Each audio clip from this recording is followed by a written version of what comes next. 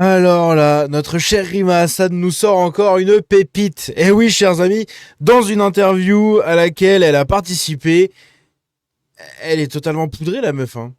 Non mais vraiment, elle est tellement poudrée. C'est un truc de fou, on va regarder ça. Et évidemment, on a aussi d'autres bricoles à regarder dans cette sphère de l'actualité politique. Alors n'hésitez pas à vous abonner encore une fois si vous aimez bien ce genre de vidéo, à lâcher un petit like et on est parti pour cette bonne vidéo.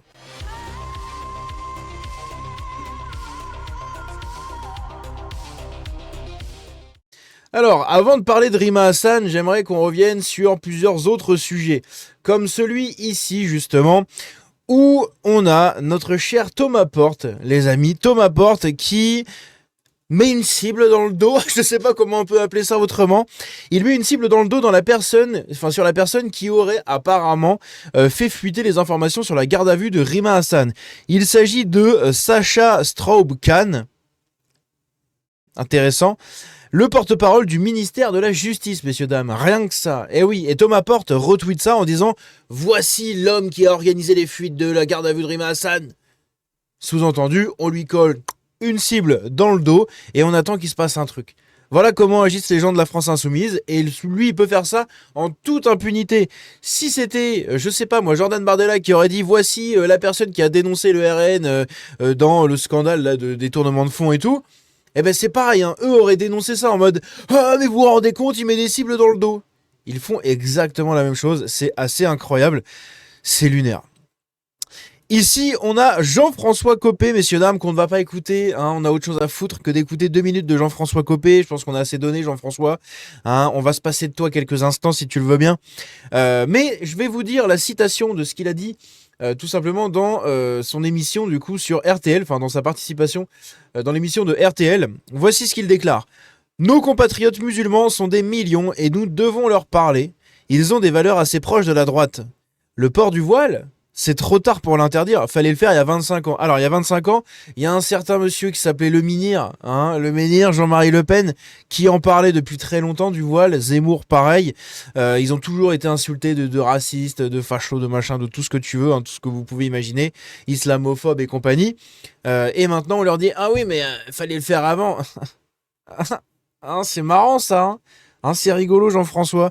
Donc lui, il se branle sur la proposition de loi qu'il avait fait hein, sur la burqa et tout. En mode, oui, mais moi j'ai déjà agi. Oui, d'accord, allez, ta bouche. Bref, donc voici ce qu'il nous dit, hein, comme quoi les musulmans ont des valeurs assez proches de la droite, ouais, assez proches de l'extrême droite et la vraie extrême droite. Tu sais, celle qui n'autorise pas trop le droit à la parole des oppositions politiques, celle qui réduit les libertés des citoyens, celle qui a un contrôle total de l'État, du gouvernement, des institutions, des médias, d'absolument tout. Ah, c'est ça, hein, les vraies valeurs de la droite pour ces gens-là. Donc non, c'est pas les valeurs que nous on défend en tant que libéral conservateur, n'est-ce pas? Bref. À côté de ça, qu'est-ce qu'on a d'autre? On a Laurent Nunez, messieurs, dames, qui...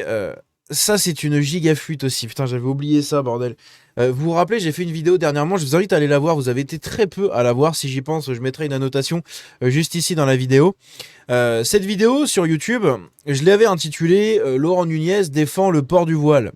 C'était la vérité, puisqu'en fait, Laurent Nunez avait fait une déclaration à la Grande Mosquée de Paris où il disait que pour ses enfants, il ne serait pas le parent qui critiquerait le voile, etc. Et donc, il ne serait pas le ministre qui interdirait le voile. Cette vidéo, elle est juste là, comme vous le voyez ici. Laurent Nunez défend le voile des enfants et l'islamisation de la France. Elle a fait seulement 6000 vues, vous n'avez pas été beaucoup à la voir.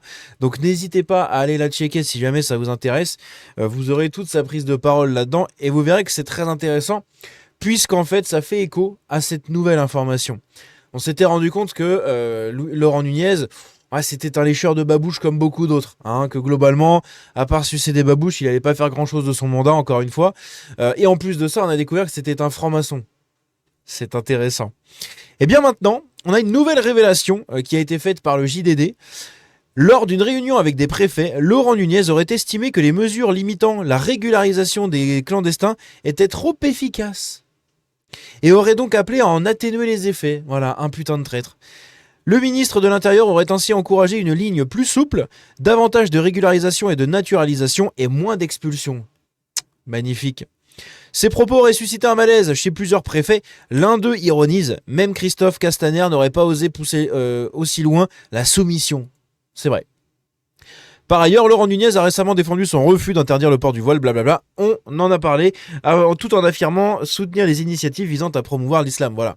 C'est un narbo, hein, comme on appelle ça. C'est-à-dire que Laurent Nunez, c'est un descendant d'Espagnols. Bon, les Espagnols... magnifique, hein, magnifique. C'est pour ça que moi je nettoie un peu mon arbre généalogique, si vous le voulez. Simplement, j'ai plus que 6% de sang espagnol, hein, puisque je descends d'une 5e génération d'Espagnols. Enfin, juste d'une branche de mon arbre généalogique. Et je me suis marié avec une Française de souche, pure souche. Mes enfants sont des Français pure souche. Donc évidemment, plus ça va se diluer. Hein. Là où des gens comme Laurent Nunez continuent à gober les babouches, là, oh, en veux-tu, en voilà, magnifique, toujours plus de babouches dans la goule. Au secours. Passons. Qu'est-ce qu'on a ici? On a, pareil, un autre traître. Le roi du chemsex. Hein, Sébastien Chenu, qui déclare ceci, écoutez bien, ouvrez vos oreilles, c'est un député, vice-président ou enfin c'est le président suppléant là, de l'Assemblée nationale, écoutez ce qu'il déclare. Merde, j'ai cliqué à côté. Pour savoir qui spécule, quand vous proposez un prêt à 3,8% aux entreprises pour payer leur essence, on se demande vraiment qui spécule si ce n'est vous. Vous avez vidé les caisses et encore une fois c'est la faute des autres. Dit-il, le mec qui vit pour la gamelle également depuis très longtemps.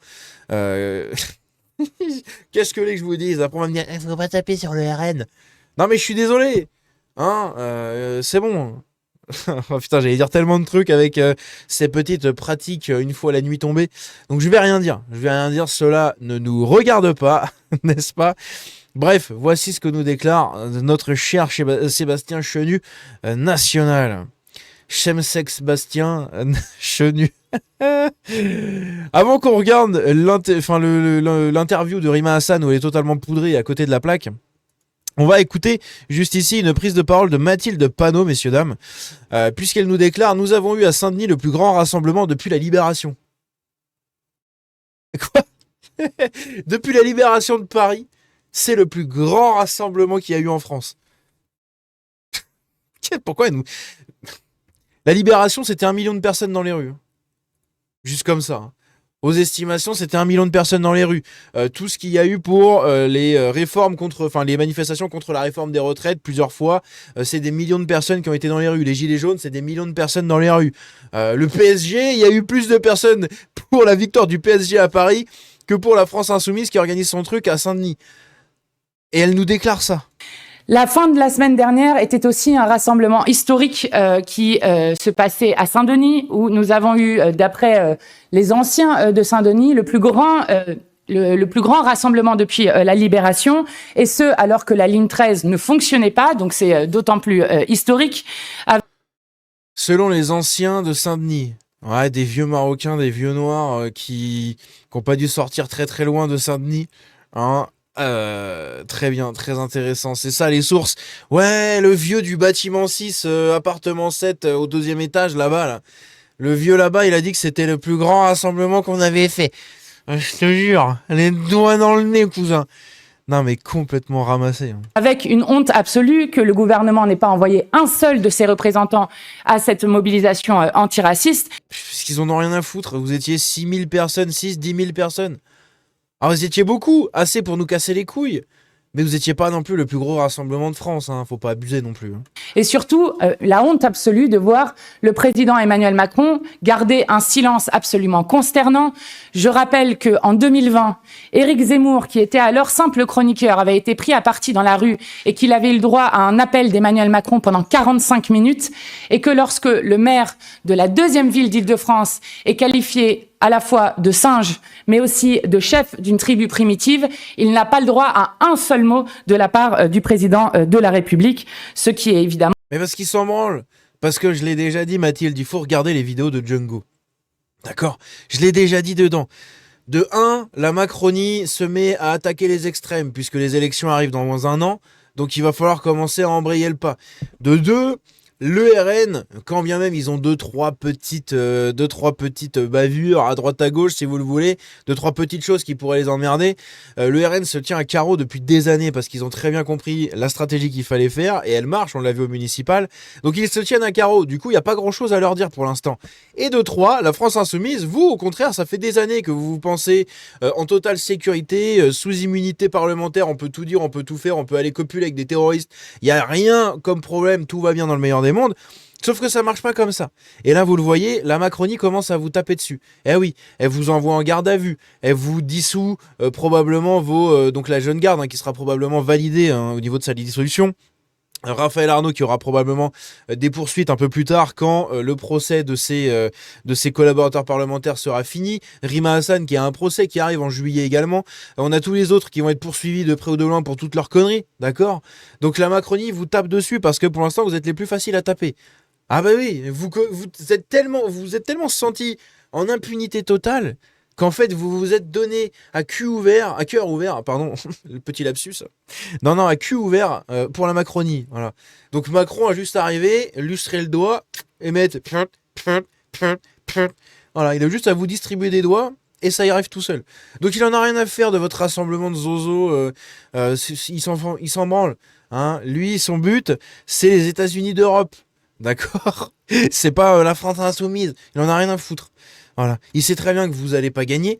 D'accord, il en a rien à foutre. Donc autant vous taper dessus maintenant, comme ça, hop, c'est plié. On passe au suivant. Vraiment honteux, et ce d'autant plus que le gouvernement a participé à cibler Bali Bagayoko, puisque je le rappelle, ils ont fait dès le début de son élection un rappel à l'ordre au maire de Saint-Denis, Pierre Fitz, sur la base de propos tronqués qui viennent d'un journal d'extrême droite.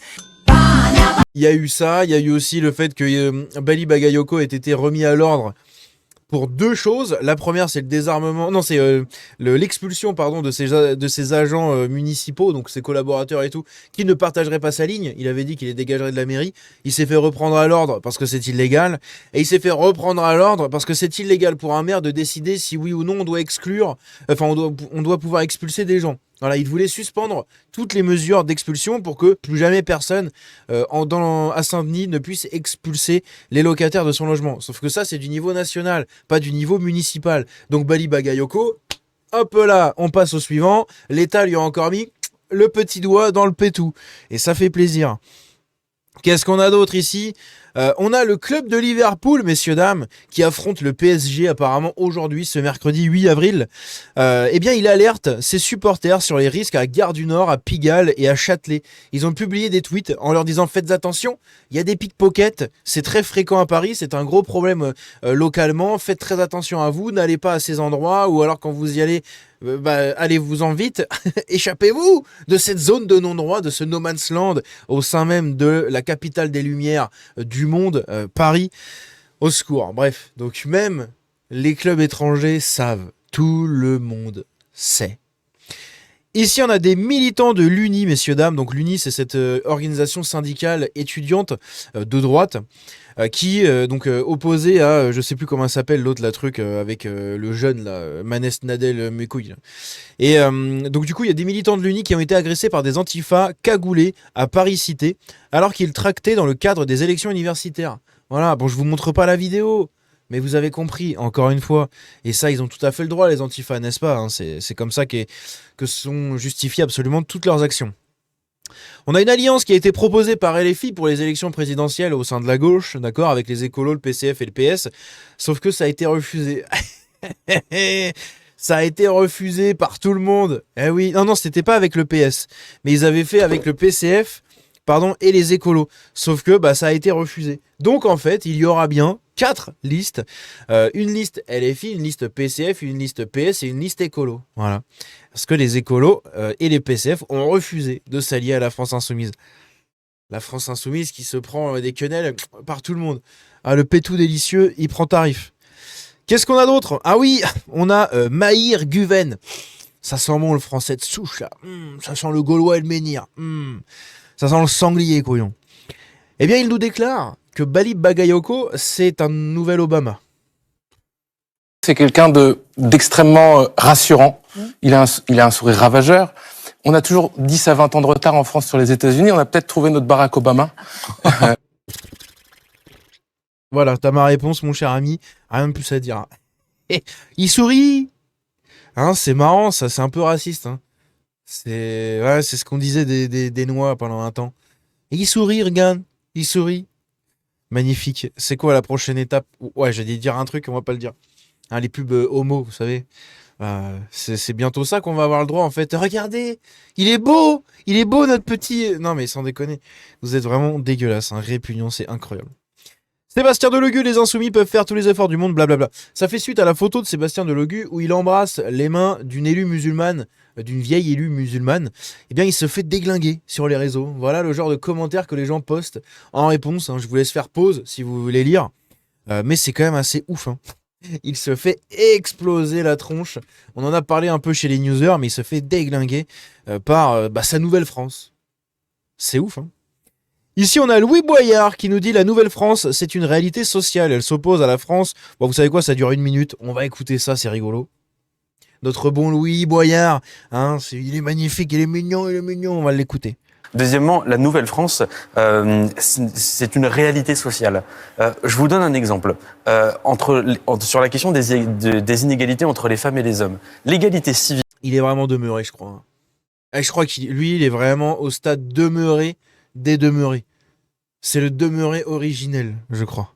Entre les femmes et les hommes, elle a moins d'un siècle. Et aujourd'hui, on voit, par exemple, je donne l'exemple des études de médecine, vous avez 65% de femmes dans ces cursus-là. C'est inouï, c'est tout nouveau. Pareil sur les premières, deuxième, troisième générations de l'immigration, qui de plus en plus prennent des responsabilités culturelles, économiques, politiques. Le visage de la France d'aujourd'hui n'est plus le visage de la France d'à l'époque. Et les enjeux du dérèglement climatique, du numérique, ou même de toutes les contradictions d'un système économique qui nous mène à l'impasse, nous poussent à penser à cette nouvelle France qui est une réalité sociale. Elle s'oppose à quelle France, en fait? Mais on a du mal à comprendre, précisément. Mais c'est là où c'est intéressant, c'est que tout le monde cherche à l'opposer. Elle s'oppose à la France il y a 60 ans, dans laquelle il n'y avait pas Internet, dans laquelle on ne parlait pas du dérèglement climatique, dans laquelle on n'avait pas encore l'égalité civile entre les femmes et les hommes, dans laquelle les différentes générations de l'immigration post-coloniale n'avaient pas la place prépondérante qu'elles ont aujourd'hui dans notre pays, parce que tout était fait pour essayer de les mettre sur le côté, sauf qu'aujourd'hui, leurs enfants sont chefs d'entreprise, ouvriers techniques,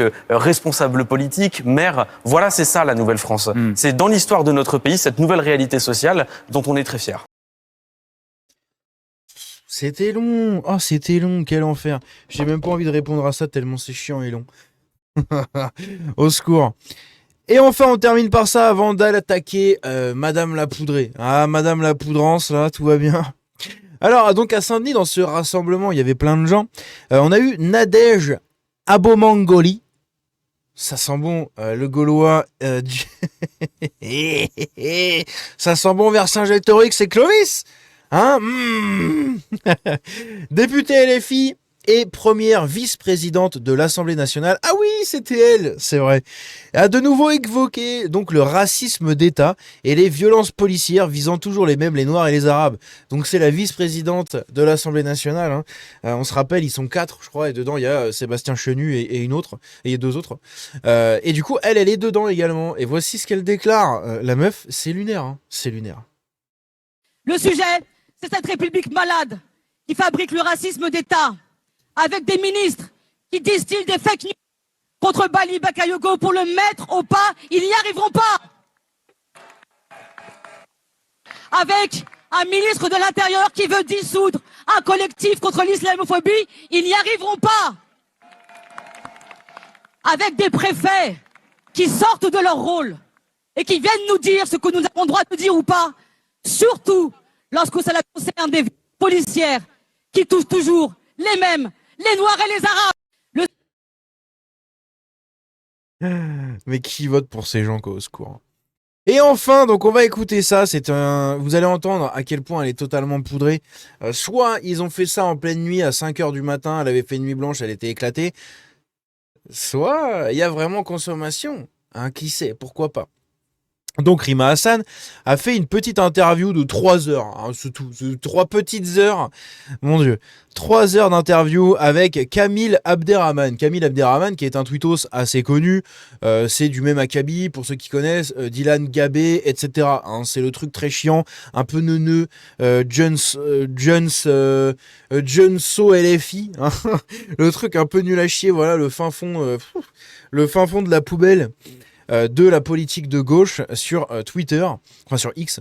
Et du coup, elle a fait une interview avec ce mec-là pendant 3 heures. Et écoutez ce passage, c'est lunaire, mais vraiment lunaire. Écoutez surtout comment elle parle, comment elle s'exprime. Normalement, Rima Hassan, c'est quelqu'un qui parle bien. Hein, je vais vous montrer comme preuve tout simplement French Carcan, qui est donc un compte assez connu, a publié dans la matinée là un extrait où elle revient tout simplement sur sa garde à vue et tout. Bon, l'extrait, je voulais le faire en vidéo, il est pas très intéressant, il y a pas de trucs intéressants qui sont dits dedans, mais écoutez comment elle parle. Parler de la intifada. Est-ce que voilà, vous voulez inciter à l'insurrection en France? Enfin voilà, c'était des questions quand même. Super raciste, hein. Voilà, mais oui, bien sûr que c'est super raciste. Mais... Bref, vous voyez qu'elle parle quand même à peu près bien. Écoutez comment elle s'est exprimée dans cette interview. Sinaël avait été un jeune juif du 11e, jamais de la vie il aurait eu cette discrimination et jamais il y aurait eu ce soutien. Ils allaient chasser des noirs avec des filets de pêche, c'est pas une légende, hein. Il faut voir ce qui s'est passé à Lagos, etc. C'est vraiment les crimes qui ont été faits à cette époque-là n'ont strictement rien à envier à ce qui a pu se passer dans les années 40 en France. Que ce qu'on ne pardonne pas à Hitler, finalement, c'est pas le crime en soi. Parce que le crime en soi, la France, les Européens le commettaient déjà avec des spécificités différentes. Mais je veux dire, faut pas oublier que les nazis, ils ont fait leur premier laboratoire sur le continent africain. Faut pas que les crimes, parce que à un moment donné, ça crée débat. C'est pas s'exprimer. Qu'est-ce que c'est que ce bordel? C'est Jean-Michel Apathy qui avait dit mais nous les Français on a fait des oradours sur glane en Algérie et il a dû s'en excuser, il a refusé de s'en excuser. Enfin c'est pour donner juste un petit exemple. Il a été viré de RTL pour vous dire à quel point ça va. Un petit exemple pour vous dire à quel point du coup ce sujet il est nié sur les crimes coloniaux qui ont une dimension génocidaire. Voilà comment elle s'exprime, madame, en interview, et regardez encore une fois sa tronche. Elle est complètement arrachée quand elle parle, c'est trop bizarre. Regardez ça. On a fait des oradours sur glane en Algérie et il a dû s'en excuser, il a refusé de s'en excuser. Enfin, c'est pour donner juste un petit exemple. C'est vraiment trop chelou. C'est vraiment trop chelou. Bref, dites-moi ce que vous en pensez dans les commentaires de tout ça, mais franchement, c'est trop bizarre. On se dit à la prochaine, prenez soin de vous. Ciao.